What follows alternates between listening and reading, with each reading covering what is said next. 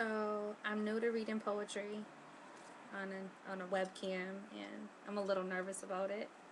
Um, I pretty much, to sum it up, was in a 4-year relationship. There was a lot of just just crazy stuff going on, and I'm just to the point where now it's a year and a half later, just about, and I still don't have enough closure. I feel like there's just some things that I just need to know, need to be informed of, and I just feel like there's just so much that I don't know, and in order for me to move on to my future, I have to have closure. And without closure, it kind of just hangs over my head like the black shadow that just doesn't go away, like, you know, kind of the elephant in the room, and everybody knows about it but me. Um, I just I just have a lingering thought in my mind. So I wrote a poem because when I can't say things out loud, I tend to just write them down or express them through my poetry. And usually when things are just deep, I don't ever read my poetry out loud. But um, I guess it just means that much to me that I feel that I should share it with somebody. And I don't know who to share it with, so I've kind of just decided to share it with everyone in general in the world, I guess. So don't laugh at me. I never did this before. Me reading my poetry online is different. So I might screw up. Don't laugh. Okay, here goes. The title of this poem is called Is It All Hate or All Love or Both? What if she died? My mind is constantly filled with these thoughts. Thoughts that leave my mind thinking about what could have been, however, is not. But why not? You hurt me. Why did you hurt me? Was it intentional or was it by accident? These are the questions that currently haunt me. However, you loved me and I loved you, so what am I to do when everything that you say is no longer true or honorable? How could you leave me so vulnerable in a world filled with predators that linger beneath me as I hang from the balcony of your heart? Will you ever drop me? Or have you already? Not knowing kills me, or so I think. Or it could be possible that you don't know either. However, I don't think it's fair that your ignorance of the situation continues to prevail, meanwhile making me hate you when I know that I love you. And one might say more than I should, but how much should I love you or not love you? Which brings me to the question of, does it matter? I have began to dance to the notion that you don't know where you stand in this life. But while that might be true, why should I be hindered by your unbelievable ability to enable my future continuously by blinding me to the madness, forgetting that although you may have blinded me, I can still feel the pain of the lashes that come from your selfishness. I struggle with the idea of the fact that my love lingers around your cold body while your love burns through me rapidly, not letting me go quickly enough to put me out of my misery that your name invokes when spoken. However, you kill me slowly.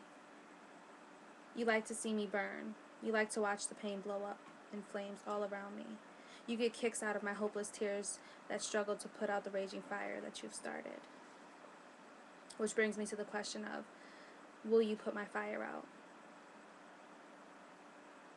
And when will you put it out, if at all? There is a possibility that you will put my fire out. But then what about my scars? What will you do with them? Will you leave them up to me to mend, or will you heal them with the honesty and integrity I once loved you for? Or as I burned, are you getting colder by the minute, becoming a solid iceberg that just floats beautifully while concealing your destructive inhibitions? What if my words can't melt your icy exterior? What if I can't break through to her soul, as I once did? What if I can't save what was once very much alive?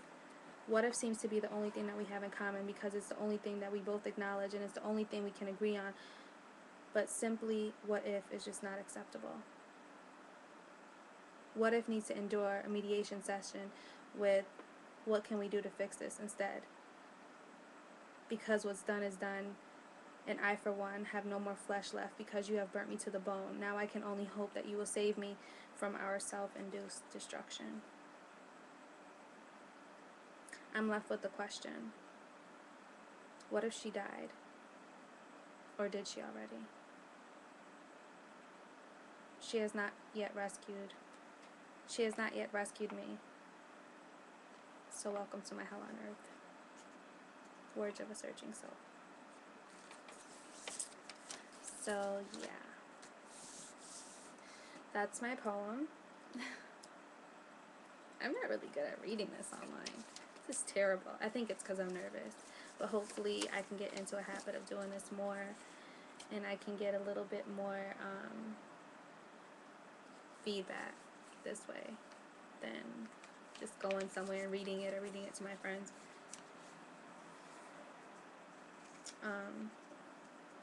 I don't know.